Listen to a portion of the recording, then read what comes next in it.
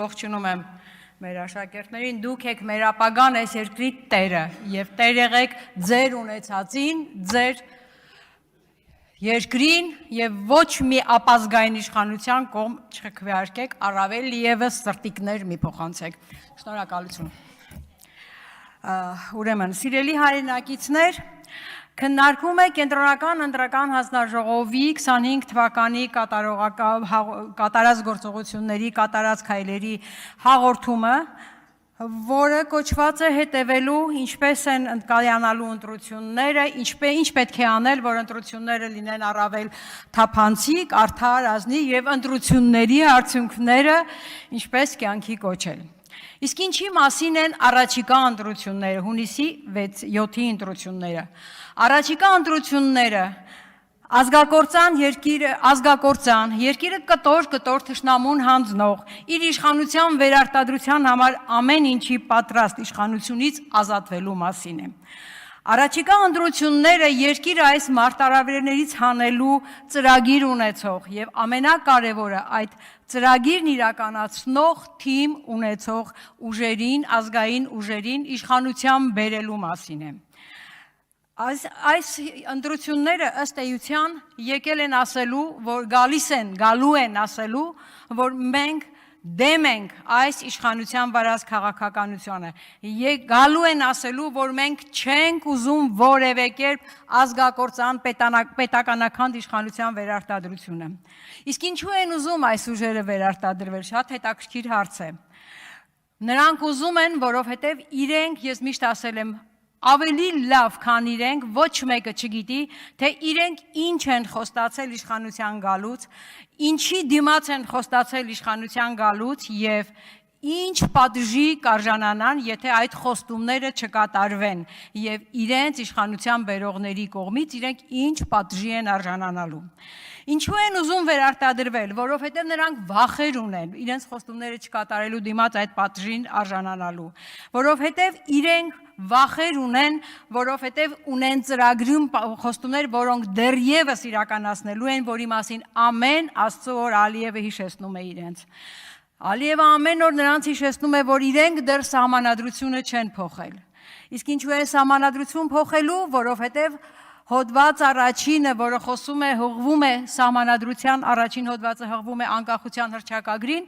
այդ հռչակագրում հստակ նշվում է հայոց ցեղասպանության ճանաչման գործընթացը միջազգային հարթակներում շարունակելու մասին,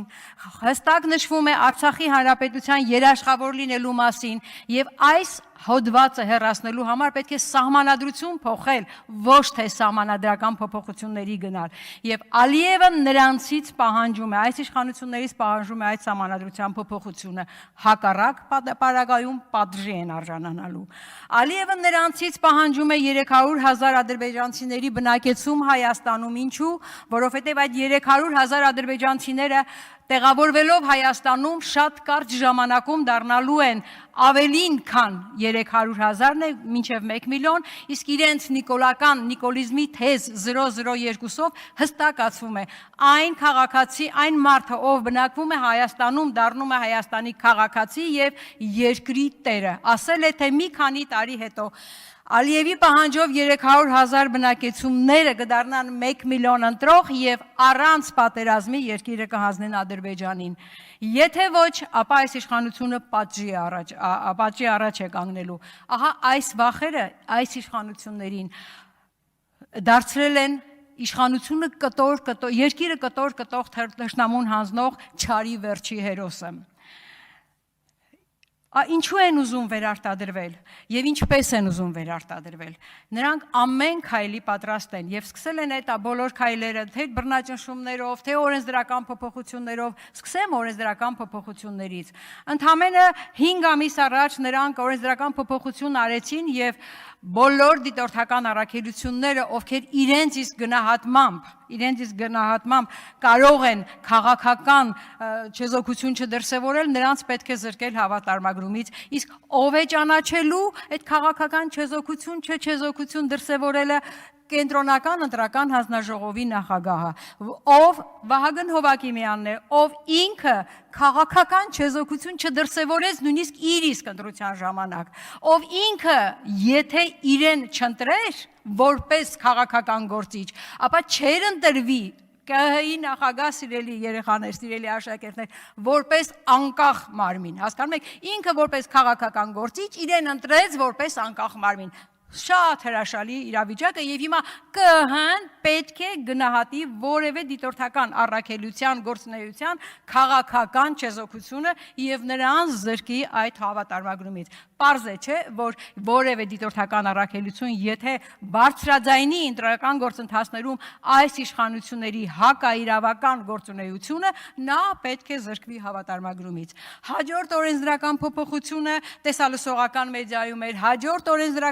հաջորդ քայլը, որ արեցին սահմանադրական դատարանի անդամների ամբողջ կազմը ՔՊ-ականներով ու ՔՊ-ին հաջող մարդկանցով լցրեցին, սահմանադրական դատարանի աշխատավարձի բարձրացման օրենք վերցրեցին, որպեսզի այս բոլոր ուժերը վաղը ընտրությունների արդյունքների մասին եզրակացություն տան այնպես իրենց քիմքին ինչպես հաճելի է։ Եթե պետք է դրական եզրակացություն, եթե պետք է բացասական եզրակացություն։ Սա օրենսդրական փոփոխությունների մասին, իսկ փաստացի քայլերը, որպեսզի վերընտրվեն, նրանք սկսեցին հարձակումը բոլոր ազգային ուժերի վրա, հարձակում անհատների վրա, այն ազգային ուժերի, այն անհատների, ովքեր իզորու են իրենց շուրջ մարդ հավաքագրելու, ովքեր իրենց շուրջ մարդ կարող են հավաքել եւ ովքեր պատրաստ են այս իշխանությունից հեռացնելու պայքարին մասնակցելու։ Նրանք ինչ արեցին, հարձակվեցին եկեղեցու վրա, որովհետև եկեղեցին այն ուժն է, ով կարող է, իզորու է մարդկանց համախմբելով խոսել հայրենիքի, խոսել հայրենասիրության մասին, խոսել հայոց պատմության մասին։ Սրանք հարձակվեցին անհատների վրա, սրանք հարձակվեցին երիտասարդների վրա։ Նրանք չեն սիրում երիտասարդությանը, որովհետև երիտասարդությունը այն ուժն է, որը կանգնելու է պայքարի առաջնագծում եւ իրենց իշխանությունից հեռացնելու պայքար է տանելու։ Դավիթ Մինասյանի գործը վկա, ինչ արեց Դավիթ Մինասյանը, ինչ մեղք ուներ, ինչ էր արել, ով է, իհարկե ոչինչ, ով էր, մի խանգարեք, ով էր Նիկոլ Փաշինյանը եկեղեցում, նա ընդամենը հասարակ քաղաքացի էր, որ պետք է կանգներ ու լսեր պատարագը, եւ գիտեք եկեղեցում պատարագի մասնակից երիտասարդին մեղադրում են Նիկոլ Փաշինյանի քաղաքական գործունեությունը խաթարելու մեջ։ Լսեք, եկեղեցում պատարագի ժամանակ ինչ քաղաքական գործունեություն պետք է իրականացներ Նիկոլ Փաշինյանը։ Սա ուղղակի ինչ ասեմ, ձեր վերաբերմունքն է երիտասարդությանը, դուք վախենում եք երիտասարդներից, հիմա արդեն ձեր վախը ավելի առաջ է գնացել, վախի արտահայտումը, դուք վախենում եք հայ կնոջից, նորածին երեխա ունեցող հայ մայրերից, դուք վախենում եք հայ մայրերից, որովհետև հայ մայրը վաղվա երեխա ունեցողն է, վաղվա ձեր ես քաղաքականության դեմ պայքարողն է, որովհետև հայ մայրը ընտրողների 52%-ից ավելին է եւ հայ կինը, հայ մայրը ոտքի կանգնես, դուք այլևս իշխանության չեք լինել։ Դուք ամեն ձեր հարձակումով հատ ցույց եք տալիս, որ ուժերից եք վախենում։ Դա եկեղեցին է, դա հայ զինվորն է ու հայոց բանակը, դա հայոց պատմությունն է, դա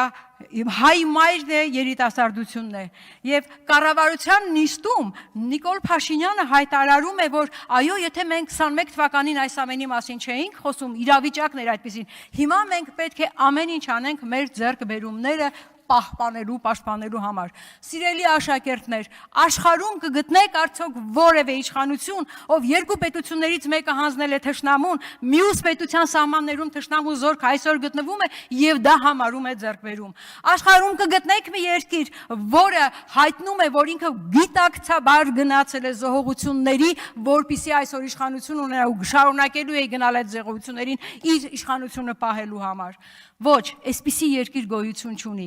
Իսկ միգուցե ձեր հայրենիքը Հայաստանը չի։ Ես այսպիսի հարց եմ ուզում տալ։ Հիմա սիրելի հայրենակիցներ, պետք է գնալ ընտրությունների, պետք է անպայման մասնակցել ընտրությունների, այս իշխանությունները ամեն ինչ անում են, որպիսի ձեր չմասնակցությամբ ապահովեն իրենց տոկոսները, մանդատների թիվը։ Պետք է գնալ միասնաբար, մերժել այս իշխանություններին, միասին այս իշխանություններին մենք կարող ենք հեռացնել։